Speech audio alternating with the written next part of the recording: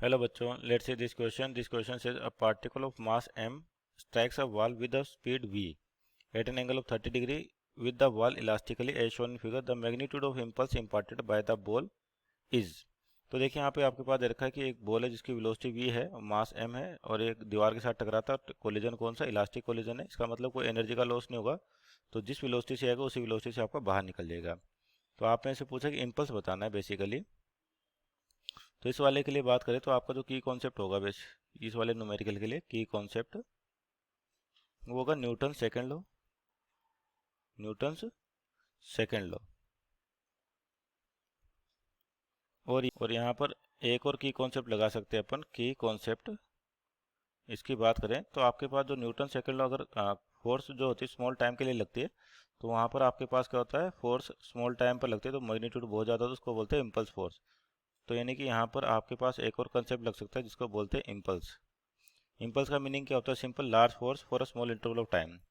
तो यहाँ पर इस वाले डायग्राम को देखें न्यूमेरिकल को, तो क्या दे रखा है, जैसे आपके पास ये दीवार है इस प्रकार से और जो बॉल आ रही है मान लीजिए यहाँ पर उसके पास v वेलोसिटी है और ये हॉरिजॉन्टल, ये एंगल कितना है 30 डिग्री, तो ये बनेगा आपके पास 60 डिग्री. तो यानी कि अपन कह सकते हैं हॉरिजॉन्टल के साथ ये वेलोसिटी जो है वो कितना बना रही है, 60 डिग्री बना रही है. तो इधर आपके पास बॉल की वेलोसिटी आ जाएगी v cos 60 और इधर बॉल की वेलोसिटी आ जाएगी आपके पास v sin 60. तो आपके पास यहाँ से v cos 60 मीन्स v/2 हो जाएगा v sin 60 यानी √3 v/2. अब आपके पास कोलिजन के बाद क्या हो रहा है कि बॉल कोलाइड करी इलास्टिकली, यानी कि एनर्जी का लॉस नहीं, तो सेम वेलोसिटी से ही वो बाहर निकल गई v. तो यहाँ पर इसका भी एंगल देखें, ये कितने डिग्री है, 30 डिग्री, तो ये बचेगा आपका 60 डिग्री. तो यहाँ पर भी वेलोसिटी कंपोनेंट लें तो ये 60 डिग्री आपके पास है और ये कितना v, तो ये हो जाएगा v cos 60 और डाउनवर्ड डायरेक्शन में इसका कंपोनेंट लें तो ये हो जाएगा v sin 60. तो v sin 60 मीन्स √3 v/2 और v cos 60 मीन्स v/2.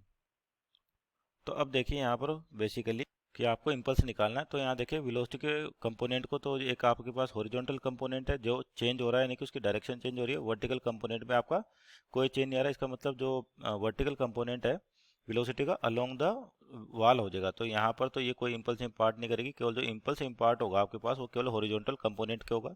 तो इम्पल्स थ्योरम से क्या ले सकते हैं, आपकी इम्पल्स जो होती है basically integral F D T is equal to D P.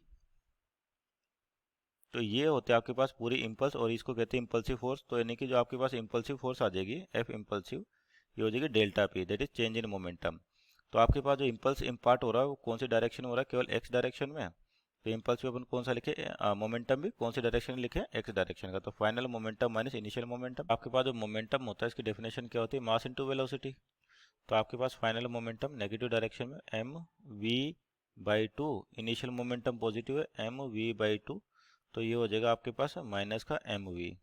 तो ये इम्पल्स आपके पास जनरेट हो रहा है किस पर, बॉल पर. और जितना इम्पल्स बॉल पर जनरेट होगा उतना क्या दीवार पे ट्रांसफर होगा. तो यानी कि केवल मैग्नीट्यूड वाइज देखें इम्पल्सिव फोर्स को तो ये हो जाएगी आपका m into V. So our final answer is mv. और ऑप्शन चेक करें यहाँ पर, तो ऑप्शन नंबर आपका राइट, पहला ऑप्शन क्या होगा, राइट होगा. Hope you understood well. Best of luck.